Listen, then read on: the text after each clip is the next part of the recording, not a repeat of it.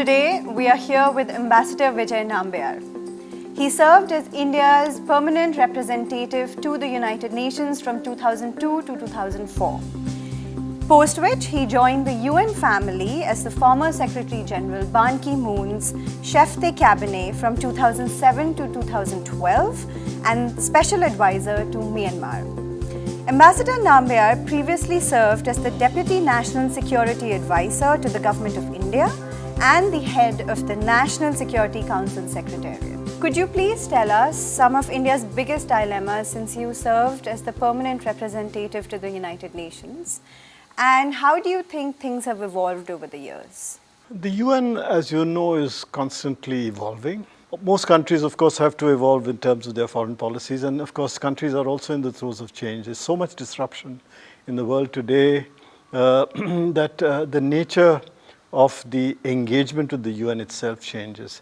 Now, as a permanent representative in the early part of the century, I was still there when the MDGs were the main thing. Today, the SDGs are. That's a major change in the situation. The times when we were just recovering from a bit of a problem we've had in terms of even our contest for non-permanent membership of the Security Council in the late 90s. And therefore, we were in a sense we were not canvassing very strongly for membership of the non-permanent membership of the Security Council. That therefore gave us a certain amount of occasion for introspectiveness. Now, I think that did a lot of good for us because from the early part right up to the time when we eventually became non-permanent members in 2011, 2012, we were able to work very, very quietly with member states to, in a sense, bring back the kind of credibility which India has traditionally had in the multilateral world itself, both in terms of the G77 and non-aligned, but more importantly in the modified sort of political as well as developmental environment. I say this because we were building over the early part of the 2000 right up to 2010, 2012, a very strong relationship with the smaller countries, and both bilaterally as well as multilaterally. And I think that stood us good stead because then when we actually canvassed for non-permanent membership in 2010, for the 2011-12 seat, we got perhaps the largest number of votes, 188 out of 190, which is, I think, very, very good. But this was actually the result of a certain amount of, I think, humility in terms rather than a kind of sense of hubris, which tends to come often in our multilateral discussions, particularly over the years as a leading member of the non-aligned. We've had to undergo a certain amount of introspection like this. And I think that has done a great deal of good. So in the sense, that dilemma has been there, but I think on the whole, the self-confidence which India has shown over the last 10, 15 years has been so different from the kind of, let's say, diplomacy, the kind of articulation of ideas, etc., which we did in the earlier part.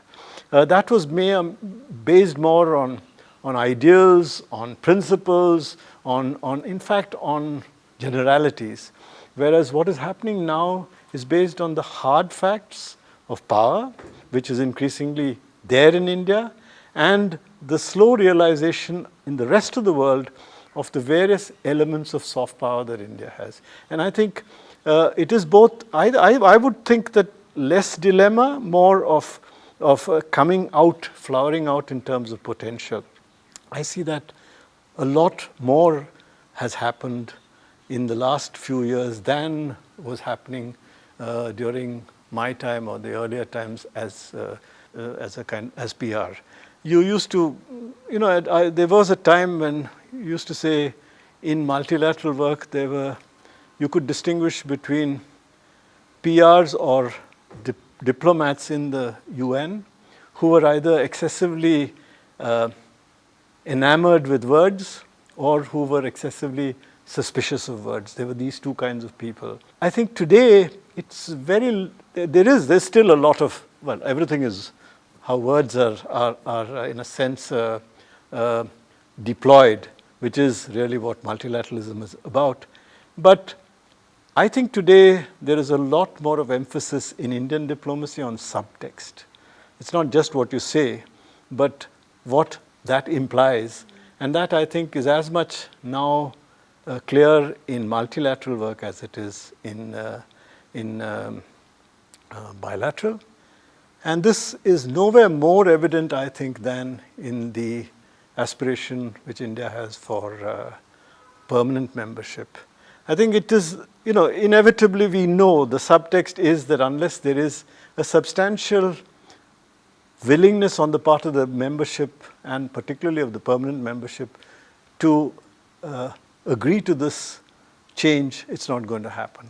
But at the same time, I think we are able to do two things. One is increasingly convince the world that if the credibility of the United Nations has to be maintained, there has to be change in this particular structure of the Security Council. And if it doesn't, I think the countries that do exert power, including India, will just go ahead and do it. So it will be done in spite of the UN, if not with the UN. I think that message is slowly coming across, and that will, in a sense, the subtext is in fact pushing much harder than the technicalities of the intergovernmental negotiating group and things like that. Of course, we'll have to go through this process, and that will take time. But I think India is now exerting its weight diplomatically in a much more meaningful and a direct manner than it used to in the past. Where do you think India is poised now? Multilaterally, I think we continue in virtually in all the areas, much greater degree of, let's say, international credibility. Of course, the nature of the world is changing, and our immediate neighbors, particularly China, is exerting itself with much greater degree of power. The nature of the diplomatic engagement, the multilateral engagement which India has had in the past with the UN as compared to what China has had, has also changed, because China has become very much more, the shadow of China is much more. But that has not really meant that the multilateral influence of India, particularly with the countries of the developing world, has substantially declined. It has changed. Certainly, it has been impacted by the shadow or the reach of China. But I think there is a different kind of credibility which India has been able to exert. And I think that on most of the issues, whether it's the developmental issues or even on the major political issues, I think the voice of India is still quite clear, and it is being heard. But I think India ourselves, we have been now marginally modifying or modulating our positions. We are much more involved now in direct bilateral interactions with countries.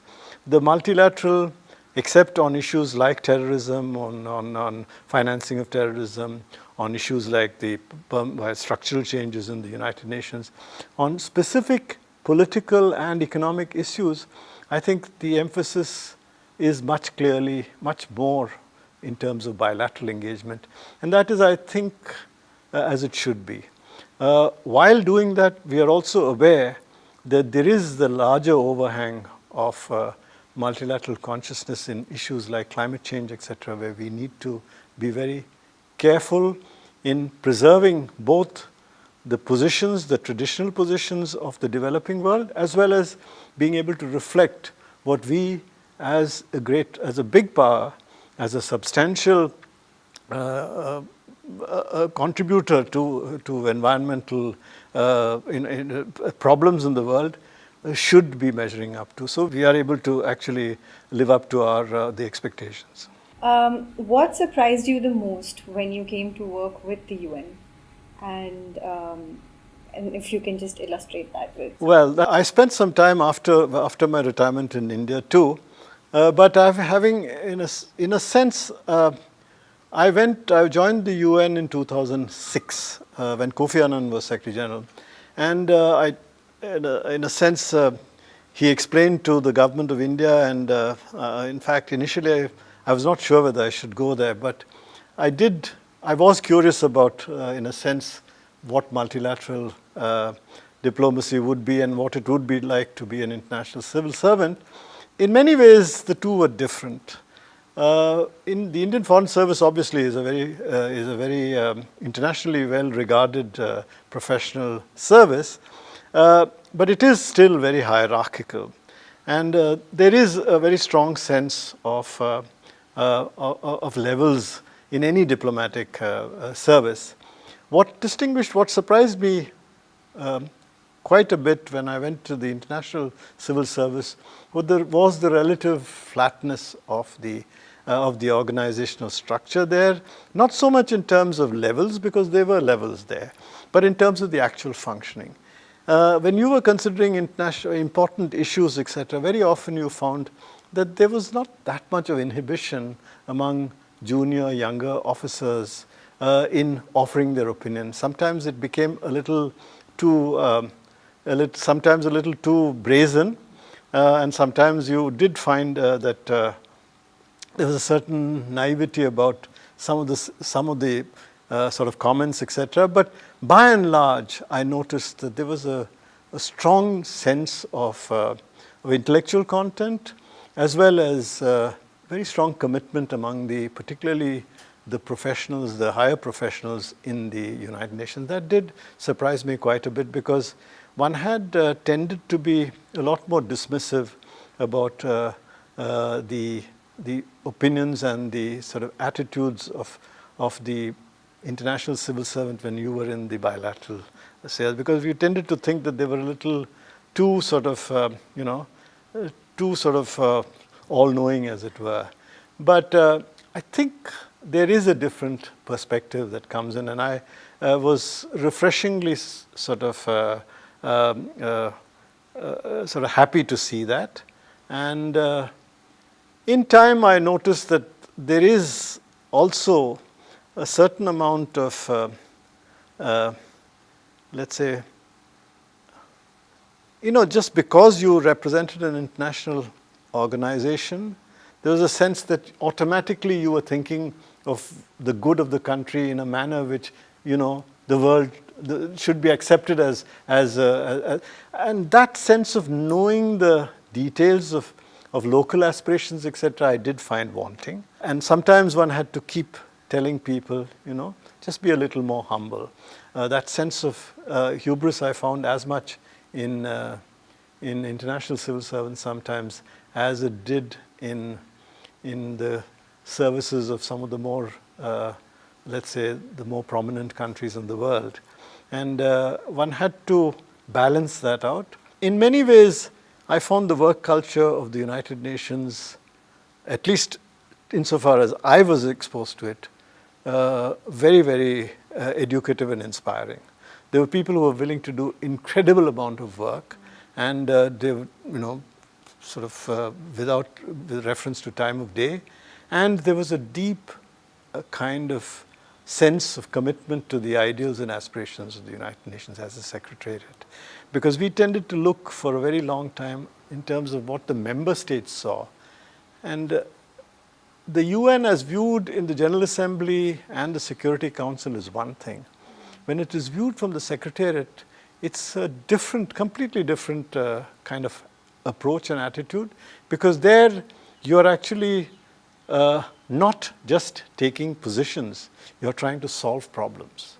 Because it's not a question of what your position is, it's a question of how do you get the immediate ramifications in terms of human lives, in terms of civilian protection, in terms of humanitarian, in terms of displacement of people, etc. How do you solve this problem as quickly as possible with minimum amount of adverse effects on the people concerned? And that actually, when you look at it, is an inspiring kind of thing to do, but it's also incredibly complicated, because you have to do it in a manner which does not actually, which falls in line with at least the lowest common denominator of those who are absolutely affected by it. And there are almost always two sides, and there are adverse, conflicting kind of points of view that happen. As someone who has observed the UN internally and externally, what are your views on India's position with the UN and, of course, the subcontinent's position with the UN? I think India has always been among the more active members of the United Nations right from the beginning. In fact, we were members of the United Nations even before our independence. So in that sense, the commitment to the United Nations has been there, and that was a deep commitment which was very strongly articulated by our first Prime Minister Jawaharlal Nehru, and which actually gave us a very, in a sense, sometimes almost an exaggerated sense of what our international influence would be. In a sense, it was not exaggerated, but it was certainly much larger than what our comprehensive national strength as a country would have suggested. But that was because it came at a particular space and time. We were at the forefront of the decolonization movement, etc. So in that sense, I think there is so much that India has done in the past, and it continues to do even as the evolution has taken place. But today, the nature of international engagement is quite different. It's much more pointed, it's much more issue connected, and there is less time for, the grand gesture in some ways. Of course, that does help, but at the same time, there is also emphasis on some of the softer aspects of power. And therefore, you see that on the one hand today, India will be very active, India is very active on issues like terrorism, on issues of sustainable development, climate change, but it's also active on International Yoga Day, it's active on the Day of Nonviolence. These are some of the things which at one stage in the 60s, 70s, 80s, it would have been seen as detracting from the commitment to the issues of hunger and things. Now I think you find that this is as important. So you do find that kind of the nature of the engagement has changed, and particularly viewing it from the inside, you see that these aspects now are actual manifestations of what the UN increasingly says, that it is we the people. If after the Cold War, in fact, there's been a dramatic change even in issues like peacekeeping, etc., where you're not looking at international or intergovernmental sort of issues which you're trying to resolve. You're looking at the impact of things on people. Whether it's development, you have the Human Development Report, whether it's peacekeeping and security, we're talking of civilian protection, or whether it's in the humanitarian human rights field, when you're talking of human rights up front, or you're talking of how things will affect in terms of the effect of internationally displaced people, etc. So the nature of that change you can see, and looking at it internally, you see that the world is responding to this kind of change of emphasis, which inevitably has come over the years, and it has actually been generated from inside the Secretariat and inside the UN itself. Of course, au fond, as it were, it's still true that the UN is an intergovernmental organization, and ultimately it is in the Security Council, it is what the P5 says matters, and actually it is the governmental positions that matter. But I think while saying that and while accepting that, it is also true that international public opinion also matters increasingly today. And what about India's view in the subcontinent? Now, I've deliberately put it in such broad terms. I think India is increasingly, India has worked as a leading member of the non-aligned and the G77. And as I mentioned, we are, on the one hand, still at the forefront as leaders of these groups and groupings. But at the same time, I think we have now moved away from just grandstanding in terms of public statements, etc., to moving to hard points of what our bilateral interests are and I think that is increasingly to be seen. And we are in a position now to be able to work these relationships at the multilateral level, but also at the bilateral level. And the subcontinent, I think, is increasingly now active. We have been able to form a fair amount of let's say, coalitions with our neighboring countries, whether it's from South Asia and the SAARC or from Southeast Asia in our Look East policies. And we've been able to work coherently in the United Nations, reflecting the various regional groupings that we have, whether it's the SAARC, whether it's ASEAN, our relationship with ASEAN, whether it's the SCO, whether it's the Indian Ocean countries. All these groupings find their echo in the United Nations also. And from that point of view, I think India has been working, I think, with fair amount of influence and effectiveness. It is true that we have to in some ways, this is increasingly has to be seen in the context of the growing influence of other countries in the region. And as I said, China is an important country which we've seen has been exerting its influence increasingly in the international, in the UN particularly. It has actually increased its financial contribution to the UN. It has increased its contribution to peacekeeping as well as to development, particularly when Xi Jinping came a few years ago, I think 2016, when he announced this 1.6 billion in a sense, contribution over 10 years. But I think this is important, but I think in many ways, I think at the drafting level, at the level of engagement with individual delegations, I don't think there is that much of a change in terms of the influence and effectiveness which India has had. So taking from that, India and China are growing. What do you think, or how is the UN viewing this rising East? I think at the United Nations, if you look at particularly the Secretariat now, I don't see much of a reflection of that, because particularly over the last, in fact, over the last 10 years when the Secretary General was from the East, I saw much more of that kind of a reflection. I don't see, in a sense, the Secretariat has been reflecting that change, because I see particularly at various levels in the bureaucracy in the United Nations, there's a much larger presence, even JPOs and things like that from countries like China. The influence of at the middle and higher levels of the bureaucracy of South Asians has actually marginally declined, I think. I'm not so sure about it, but I think it has declined.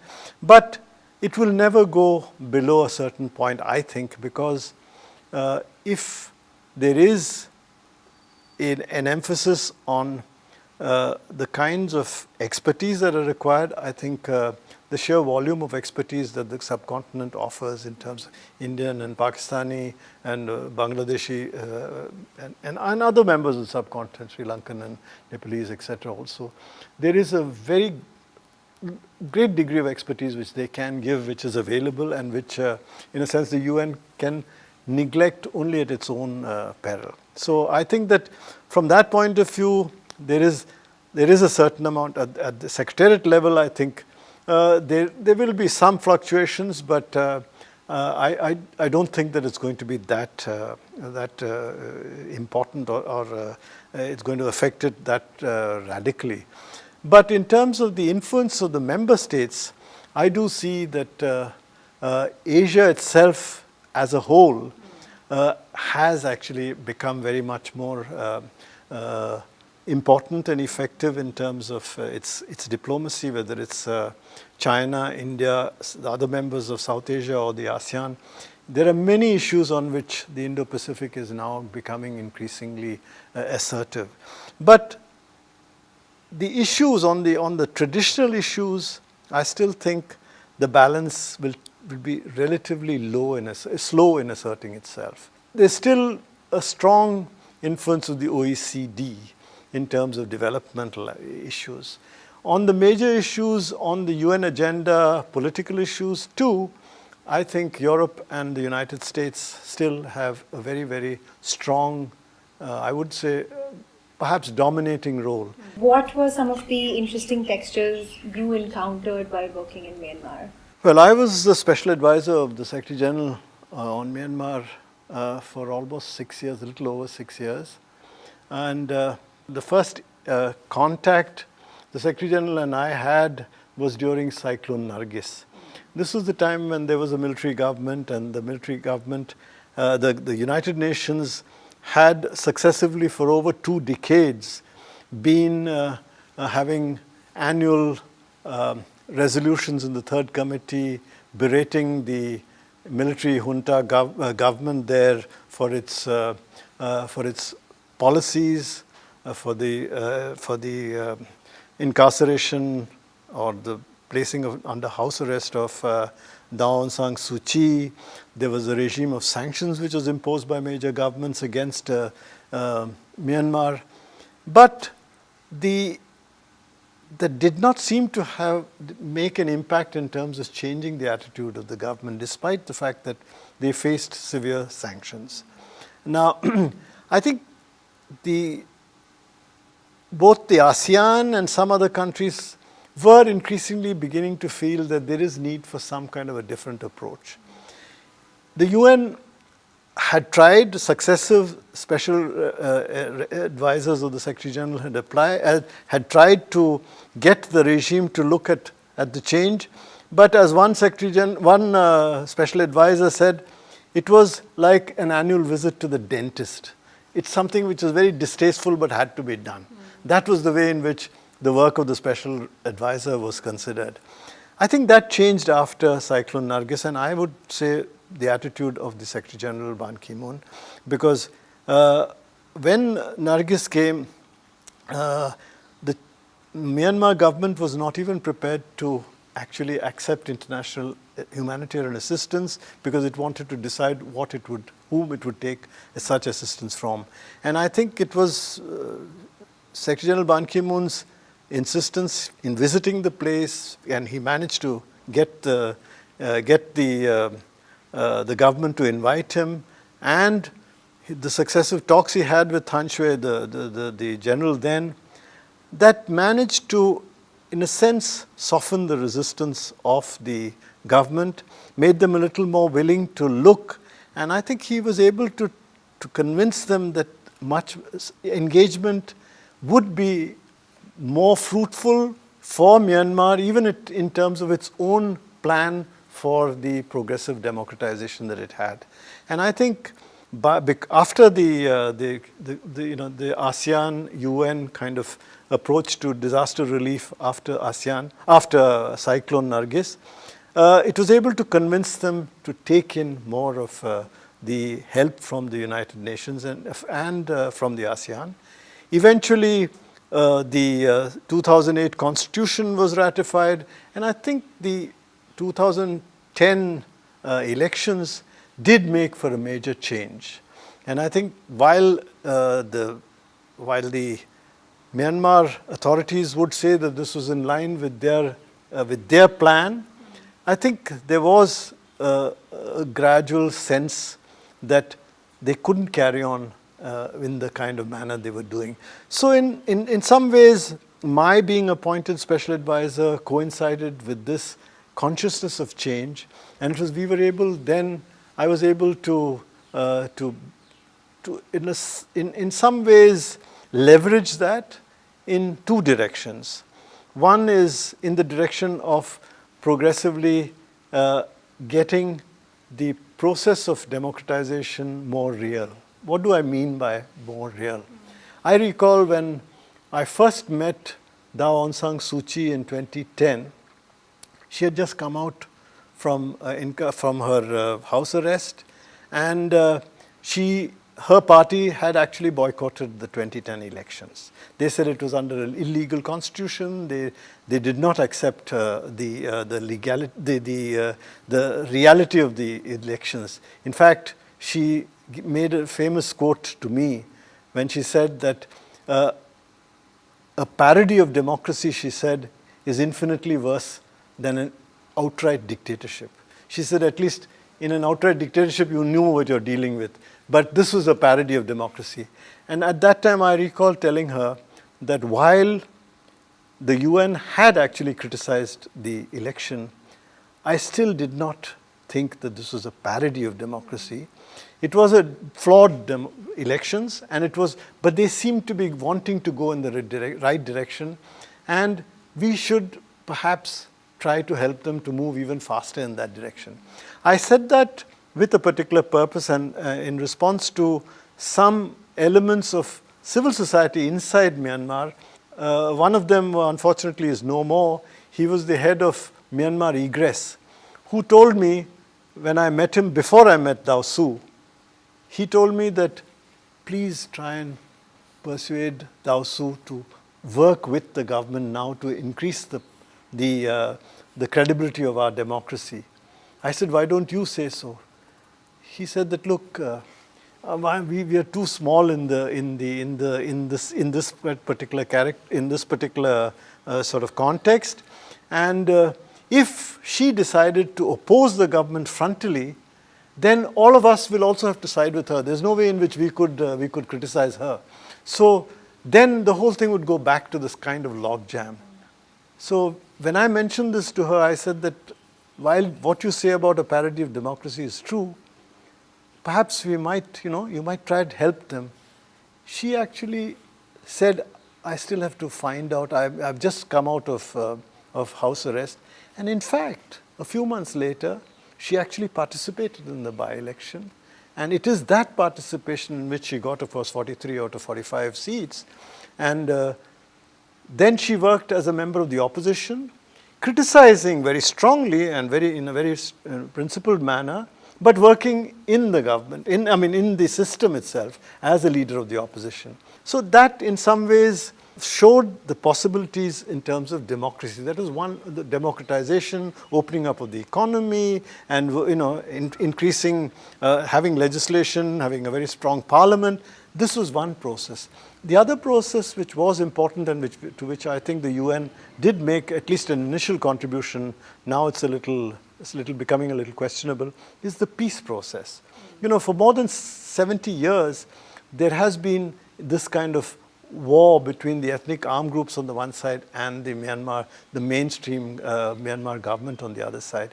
And that was actually, in a sense, it was actually, destroying the country in many ways. Now that process also began to get a new direction after the elections of 2010 and with the USDP government.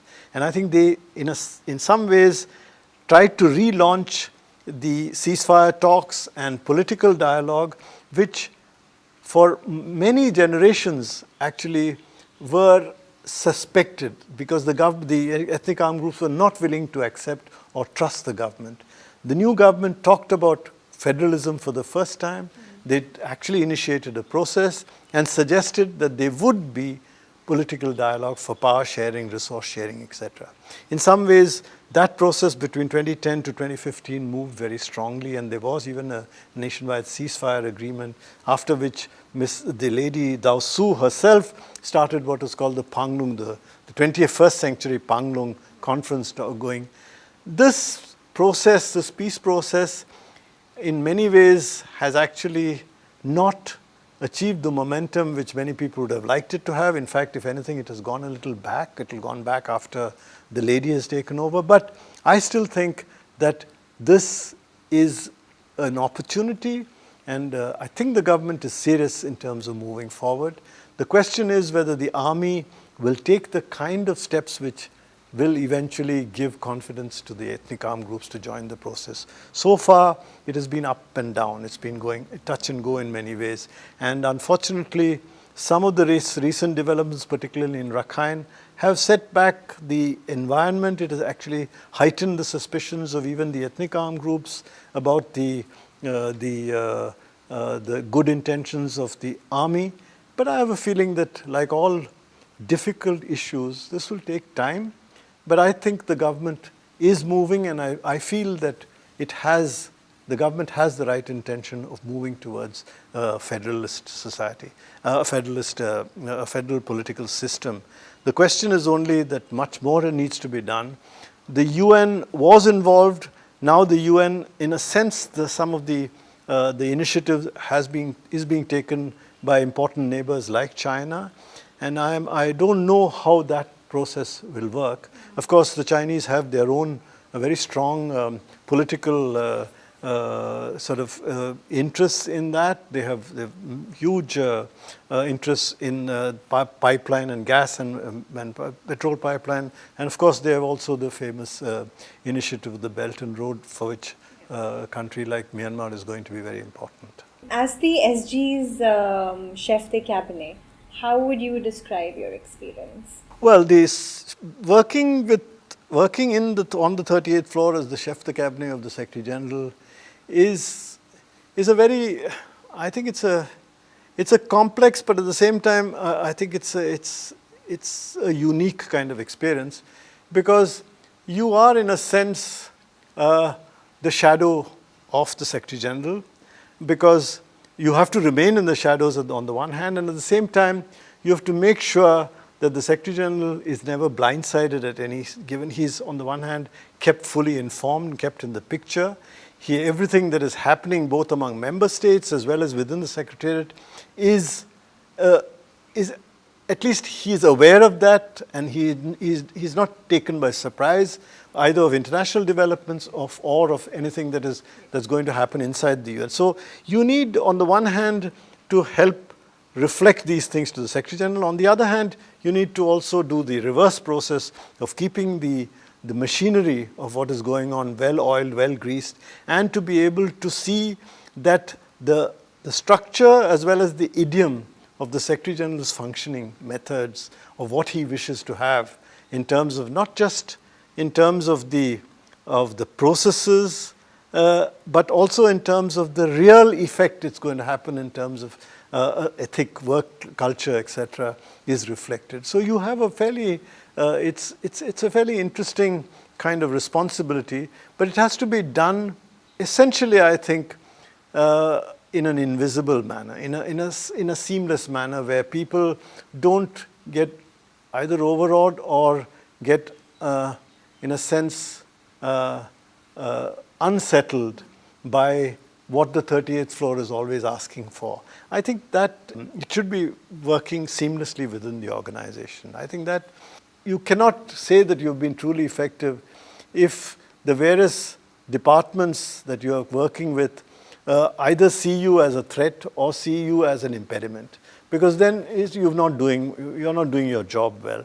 So the ability to be able to have their confidence and at the same time be able to reflect what the Secretary General wants, or the kind of impressions or the kinds of needs he wants to convey flatly, directly, and honestly, I think that's what the CDC should be doing. Can you give us one or two anecdotes from the 38th floor? I don't know whether this is going to be embarrassing or whether this is, but well, let's just mention perhaps one or two of them. The General Assembly's session is an incredibly busy period. It's particularly the high-level segment of the session is the last week of September, or the early week of the first few days of October. This is when the general debate is starting, when you have literally hundreds of heads of state in New York, in the United Nations, and it's pandemonium in one way. It's an organizational nightmare. There are security people all over the place, things like that. And the interesting thing is, every one of these major heads of state obviously requires a meeting with the Secretary General. So the Secretary General has to meet with them. He has to have, within a space of 5 to 6 days actually, he has to meet with 155, 160 people. How does he do it? He starts almost at 7 o'clock in the morning and right up to 10 o'clock, sometimes 8 o'clock in the evening. Of course, he has to go also for dinners, etc., and lunches, which are again organized by heads of state. So each time he has to have 15-minute, 20-minute meetings with every head of state. Now that requires, and the Secretary General cannot just waffle. He needs to address specific issues specific to each state. So the Secretary General Ban Ki-moon was incredibly detail-oriented. So he wanted talking points for every one of these meetings. So we used to have talking points in cards which present. So he used to have his cards up here, up here, up here, up here. All over. He had this various pockets which he kept, and behind also in the back. So he had, at any given time, he had about 6 sets of talking points in card form. So, and he had an order in which he used to first pick up this, then pick up this, pick. And now, I used to wonder, how would he manage it? And of course, and very often it couldn't be across the table. It has to be like we are sitting. So, he had to just pick it up and had to use it in his hand. And on several occasions, this could happen, but I know some occasions when it actually happened when he picked the wrong set of paper. And he started talking up to about half the meeting. You found that nothing was going because he was talking about generalities. Then suddenly, I got him totally, he was talking to an African diplomat and he found that this was something relating to Asia. And then you could see that the conversation moved in a little direction. But it is incredible because the Secretary General has had this incredible capacity for hard work. He used to read every one of his papers the previous evening before the next day's meeting. And it was quite interesting how quickly he managed to be able to get back, and he took the issues from where the head of states got off in terms of some of the things he mentioned, and then he managed very seamlessly to carry it on. And after that, he sort of turned around and said, "Why was this given to me?" He says, "No, but you actually put it out on the wrong side of the pocket." And the sequence was missed. Right. That is one thing.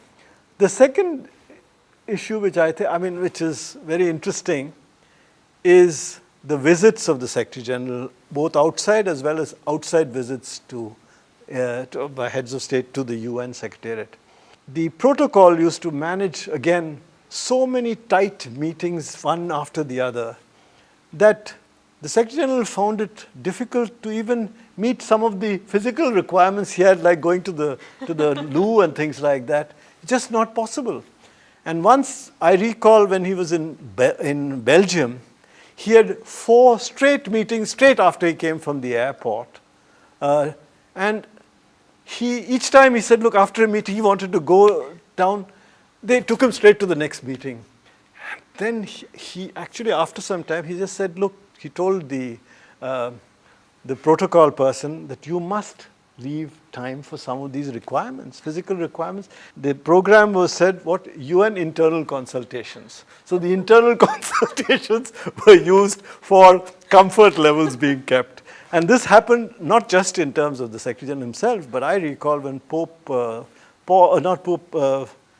Benedict came, he came twice to the United Nations, and I recall once when he came, I had gone to the airport to receive him on behalf of the Secretary General. We came by helicopter, and he had a similar problem in the sense that he came direct from the airport. He had come, and there was a huge set of cameramen, etc., waiting to receive him. He came up the stairs, up the lift, the elevator, and the Secretary General received him at the landing. And he sort of was talking to the Secretary General, saying in effect that he wanted to use the convenience. And the Secretary General didn't hear because it was, he thought he was making general conversation. He said, yes, very good. And they talked, and they came slowly to the main conversation, the meeting hall and just before the meeting hall, there's a left turn. His Holiness felt that he just, he couldn't just make it to the meeting. He just turned left and went in an indefinite direction.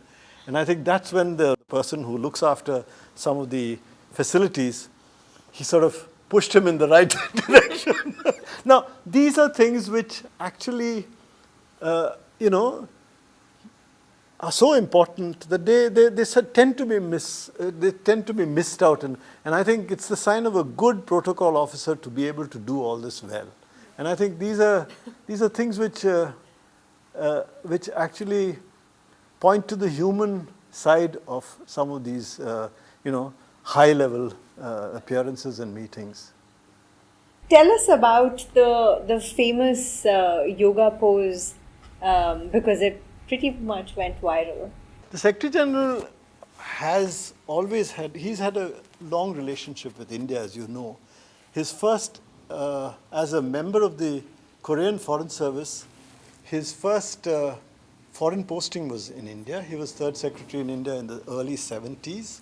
And at that time, I recall personally, because I was in the External Affairs Ministry and I was Under Secretary Far East at that time. And we knew each other at that time. And he had a very good appreciation of the various aspects of India's, of Indian culture. His approach to physical fitness, etc., was very Korean, was very Qigong related, was in some ways very Confucian, because he lives by a strong Confucian kind of ethic. We've been actually discussing, I myself have been posted and studied Chinese, and I have been posted in China, not in Korea. But we used to share, even in Chinese script, some of these, some sort of observations, etc. He favored Qigong, as it were. Now, we've been discussing this, and on one occasion, I recall he asked me, how do you do your Shirshasana? And that happened to be in an aircraft. Yeah. So I'd shown him how to do a Shirshasana at 35,000 feet.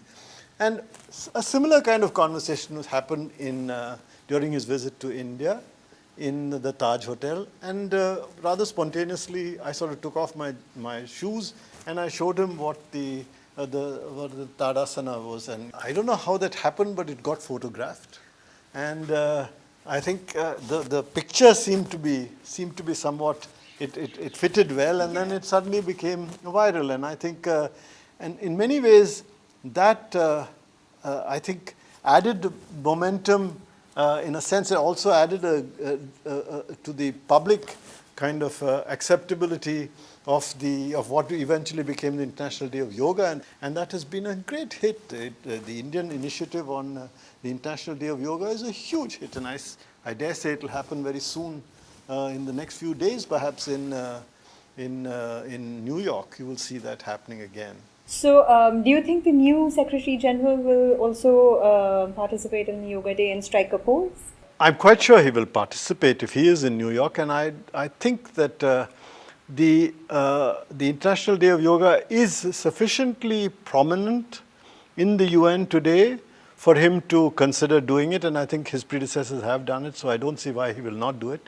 In fact, I think it's an important event in the calendar of the United Nations now, and I dare say that he will be participating in it, perhaps even striking a yoga pose for some kind of, at least for the UN to be inspired, because I think that this is more than just a posture. It's no more than just a gesture of India's soft power. I think today yoga has become an indication of a certain need for the calming of dispositions around the world in general. And I think in this age of disruption, I think some sense of bringing tranquility is important. There are many things that go wrong in the world. There are many tragedies, as Brahimi used to say, Lakhdar Brahimi, who was a very distinguished international civil servant. He said that there was a time when there were elements in the world, extremists and others, who attacked the UN for what it did. But unfortunately, today, the UN is attacked for what it is rather than what it just does. And that change is not a very good change. Increasingly now, you are seeing an intolerance, a kind of primitivism which is getting into the world, which doesn't bode very well for international understanding or the ideals of the UN. But that doesn't necessarily mean, therefore, that the UN should sort of, in a sense, move in another direction or be more aggressive in addressing these. I think the UN should remain what it has always been, and I think it is the goal, the larger sort of the purposes and principles of the United Nations expressed in the preamble of the UN, which is what keeps it going and what I think inspires people around the world to the ideals of the United Nations.